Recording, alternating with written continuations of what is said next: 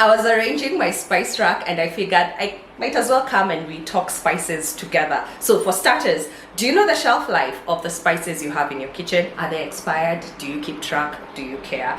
Anyway, so spices are one of those things that have long shelf lives. So for example, like ground spices have a shelf life of 2 to 3 years, whereas whole spices have a shelf life of 3 to 4 years. However, I should mention, even if the shelf life is that long, the longer you keep the spices, especially the ground ones, their potency reduces. So keep that in mind, and that can also help you know what kind of spices you want to keep on hand. Personally, I prefer having more whole spices than powdered spices, simply because I like the act of having to toast or roast the spices before grinding or using them, and I feel it's best that way, because I'm sure some of the ground spices in the market, the people making them do toast them prior, but I want them at their ultimate, at their optimum, not alternate, at their optimum. For starters, we have curry powder. Handy dandy. I'm sure majority of you watching already have curry powder in your kitchen, so this, I use it in curries and all that. And then the other spice blend that I must have is garam masala. I like also using it in the same applications that I've used curry powder in. This is like my top favorite spice blend. This is Dana Jeera. Dana Jeera, as the name suggests, Dana is dania, Jeera is cumin seeds. So mixed together, this goes well in curries that have, especially when you're working with lentils, when you're working with beans, as in legumes. This is, yeah. So I would say if you love cooking, and especially you cook a lot of curries and you want some spices to start with, the curry powder, Dana Jeera, and garam masala work well. And if you don't want to get all three, I would say get the garam masala and the Dana Jeera. Simply because maybe if you have turmeric, you can get away not having curry powder. Turmeric or turmeric, however you want to call it. Sometimes people say that this one doesn't have a taste. I don't know how they're using it, because you can clearly taste turmeric when you put it in curries. I love it for the color also when you're doing rice. This is cayenne pepper. I use it sparingly. Yeah, kinda, because of you have to cater for many palettes in a home. There's this I was gifted. Ground pimento. Pimento is allspice. I'll show you, I have it in whole form also. They are usually very hard to come by in Nairobi, or rather in Kenya. I was gifted. Flavor profile of the allspice is something along the lines of warmish, like cinnamony, clovey, and nutmeggy. So you'll see, like when a recipe calls for pimento or allspice and you don't have that, they offer those other spices as substitution. I also use it like when I'm making jadra. I've used it a lot in that, and sometimes even when I make pilau, I add it in with the pilau masala. It's sumac. This one I was gifted by a friend. It has lemony notes, so it can be used as a substitute for something that is lemony. I've used it in chicken, works very well. We have some paprika. This was gifted by the same friend who gave me the sumac. So this is more spicy than the other paprikas that I've used, so I use it sparingly, but I like using it in fries. I've used it in shakshuka, I've used it even in curries, just a little bit of it. The last ground spice I have is ginger. Mostly I use it for baking, because when I'm making dawa, we prefer you to use fresh ginger. I'm sure you'll notice I don't have something like pilau masala. Reason being, I prefer making my own pilau masala, and I like having the individual whole spices on hand. So you'll notice I have cumin, I have cloves, I have cardamom, I have cinnamon, and I have black pepper, because they are the foundational 5 spices in pilau masala. Of course, you can add other spices. It's not like it's written on stone, it has to be only those 5, but that's why I don't have pilau masala. Now onto the whole spices. Cardamom seeds, I mostly use this in making pilau masalas, and when you're making, like brewing some tea, like when we brew like a pineapple peel tea, hibiscus tea, we just throw in 3 or 4 pods. When I'm making something like mahamri or mandazi, I also like grinding up the cardamom seeds.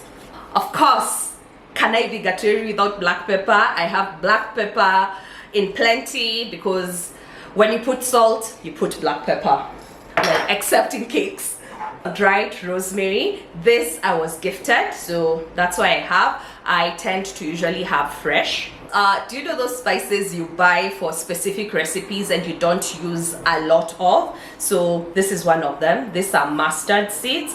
I think I should push myself to use it more in recipes, and it smells really good. These are black mustard seeds. Then we have some cinnamon sticks. This is cassia cinnamon, not Ceylon. There are usually two types of cinnamon. There's cassia and Ceylon. Cassia is more like this one. The bark is strong, hardy, and the Ceylon, which is more superior, it feels very wafer-like, and even the taste is better, because I once had some Ceylon cinnamon, ground cinnamon, worked really good. Then we have some star anise.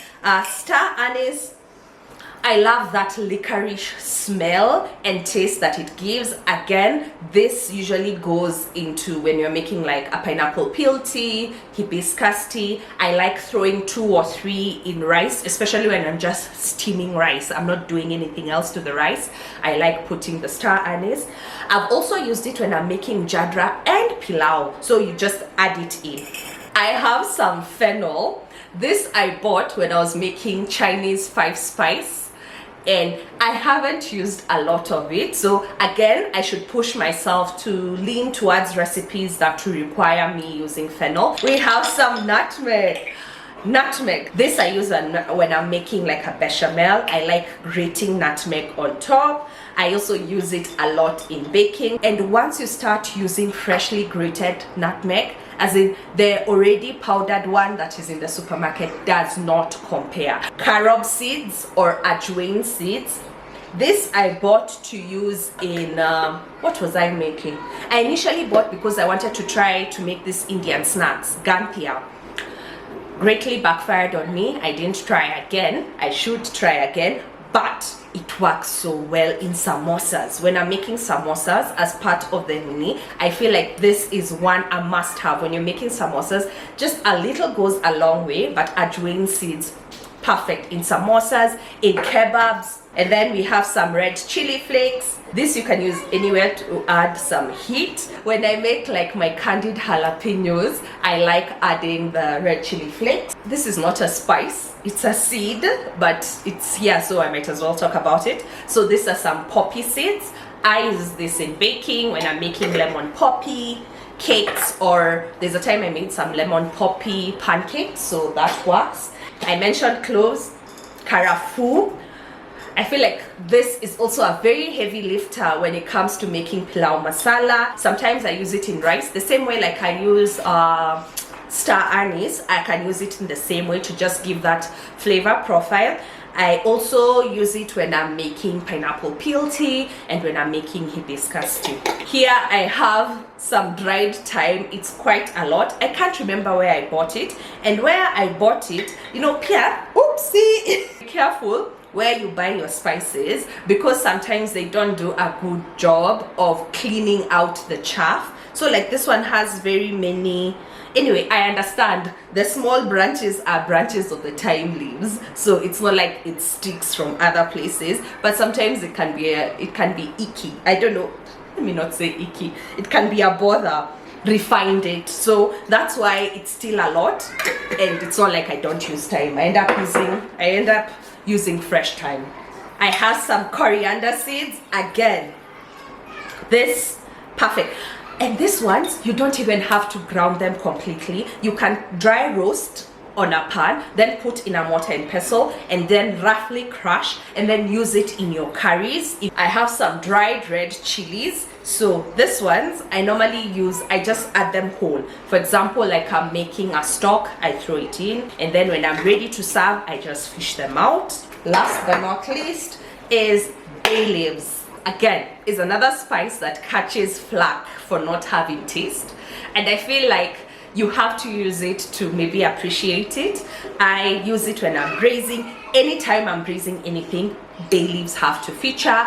Even when I'm cooking a curry, like once you cook the onions, the garlic, and then when you go to the spice section, when you put the spices, I also add a bay leaf there before going in with my tomatoes or whatever next ingredient is going in. So they are bay leaves, and those are my whole spices. Before I finish, I would want you to let me know your, let's say, 5 top spices, and do let me know whether you prefer whole spices or ground spices.